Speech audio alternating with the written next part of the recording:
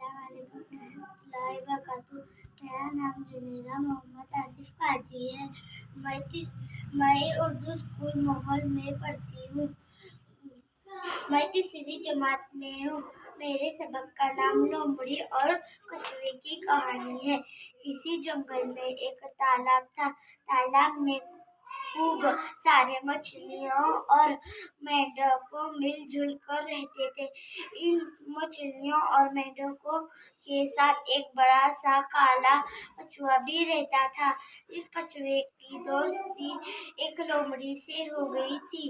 लोमड़ी उसे तालाब के किनारे एक चट्टान की फट में रहा करता था। कछुआ जब तालाब में तैरते उगता जाता तो किनारे पर आकर धूप में पड़े रहते। लोमड़ी भी वहां आ जाती। दोनों दोस्त जंगल की दूसरे जानवर, फलों, फूलों और परिंदों की बातें करते। एक दिन दोनों तालाब के किनारे इधर उधर की बातें कर रहे थे कि उन्होंने शेर की दहाड़ सुनी। अरे भागो भागो, लोमड़ी चिल्लाया, शेर आया, शेर आया।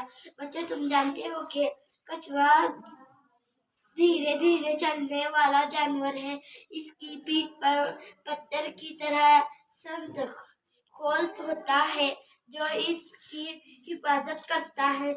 इसने जब लोमड़ी की आवाज सुनी और उसे भागते हुए देखा तो घबरा गया। इसने देखा कि